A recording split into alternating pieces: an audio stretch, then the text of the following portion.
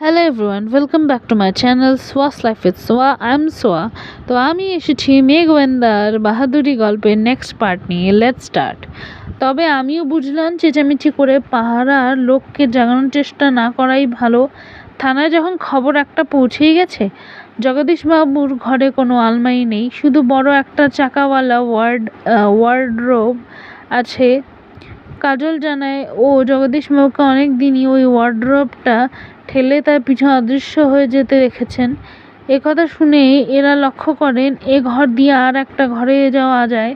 বড় ওয়ার্ডরোবটা পিছন দিকে ছোট একটা দরজা দিয়ে, অনেকটা যেন চোরা কুঠুরি। এটা কি? ঢুকে পড়েন পুলিশের অফিসারটি আর ঢুকে চেঁচিয়ে ওঠেন, মাই গড! কেন? কি ছিল সেই ঘরে? আরও কোনো মৃতদেহ নাকি? না না, সেরকম কিছু না। দেখা গেল ব্যাংকের লকার ঘরের মতো একটা জানলা দরজাবিহীন ওই ঘরটার দেয়ালে ধারে ধারে ইয়া গোদরেজের আলমারি বসানো, সবগুলো হাটপাট খোলা আর একদম ভোবো ফাঁকা। তবে ঘরের মেঝেও ছড়ানো রয়েছে কিছু কাগজপত্র আর কয়েকটা গহনার কেস। তাড়াতাড়ি খুলে মুখটা প্যাঁচা হয়ে গেল পুলিশ সাহেবের। খালি বাক্স, নেকলেস আর ব্রেসলেট এবং মুক্তোর মালা গোছে কিছু ছিল বোধ হয়। শুধু তার খাঁজগুলোই দেখা যাচ্ছে। ভিতরে জিনিসগুলো হাওয়া, অর্থাৎ স্রেফ খুন করে ডাকাতি। খুন ডাকাতি? কিন্তু যে বা যারা এসব করলো তা পালালো কোথা দিয়ে? তা কি অদেহী ভূত? অথচ ঘরের মেঝেও দেখা যাচ্ছে বেশ কিছু পোড়া বিড়ির টুকরো। ভূতেরা কি বিড়ি খায়? শেষ পর্যন্ত কাজলের বুদ্ধির কাছে হার মানা। কাজলই বারবার কর্তার ঘরে অ্যাটাচ বাথরুমের দিকে যেতে বলে চলেছে। এনারা গেছিলেন একজন দেখে বলে উঠেছে, আরে জানলার গ্রিল তো লাগানোই রয়েছে। তাহলে? অতঃপর আবারও কাজল। সে নিজেই ঢুকে পড়ে বলে ওঠে, এই দেখুন ব্যাপার। কি ব্যাপার? ব্যাপার এই, সমস্ত স্ক্রুগুলো খোলা, শুধু ওপর নিচে দুটো স্ক্রু ঢিলে করে লাগানো, যাতে কোনো মতে একটু ঠেকিয়ে রেখে লোক ঠকানো যায়। কাজল হাত দিয়ে ঘুরিয়ে ঘুরিয়ে সে স্ক্রু দুটো খুলে ফেললে বলে ওঠে, কেউ ধরুন, ভীষণ ভারী, নিচে পড়ে গেলে বিপদ হবে।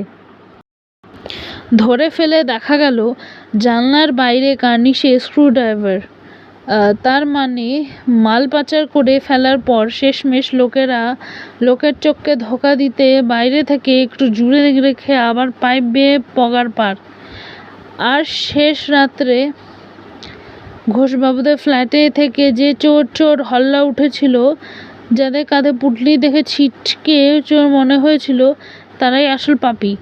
তো মোটা দুটো শর্ট কান দিয়েছে, ধরা পড়ে মরেছে সেই রোগা টিংটিঙেটা।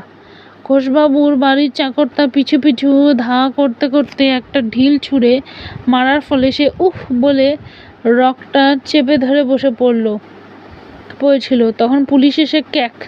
কিন্তু তার পুঁটলিটায় ছিল কি? ছিল কয়েক গোছা 100 টাকার নোট, কিন্তু নোটগুলো যে সব জাল।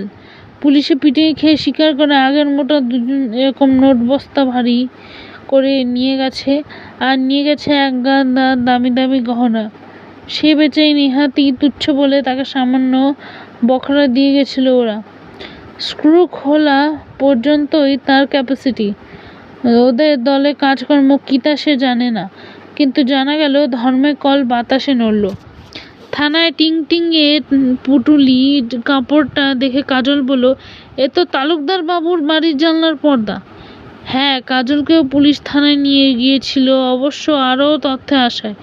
ওইটিই ধরা পড়বার সূত্র। পর্দা খোলা থাকার ফলেই তো সব কিছু দেখা গেল। আর টিংটিঙের সঙ্গে খুনিদের যোগাযোগ। আর আটক করা কাগজপত্র থেকে জানা গেল জালি নোটের কারবারি তালুকদারবাবু কীর্তিকলা। অবশেষে একটা গ্যাং ধরা পড়ল, সেই মুখ্য দুটো সমেত। কাজলের নামে ধন্যি পড়ে গেল। পুলিশ কর্তৃপক্ষ থেকে তাকে কিছু পুরস্কার দেবার কথা হলো। কাজল বলল, অন্য কোনো পুরস্কার চাই না স্যার, শুধু আপনার যেন একটু স্বীকার করেন মেয়েরাও গোয়েন্দা হতে পারে। আজ পর্যন্ত একটা এমন গোয়েন্দা গল্প পড়তে পাইনি যার গোয়েন্দাটি মেয়ে। আপনার প্রচার করলে লেখকরা ভাবতে পারেন মেয়ে গোয়েন্দা গল্পই লিখি দু একটা। তো এই গল্পটা এখানেই শেষ। আবার আসবো নতুন একটি গল্প নিয়ে।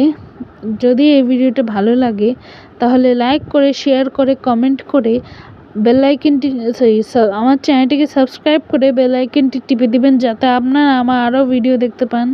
ওকে, বাই।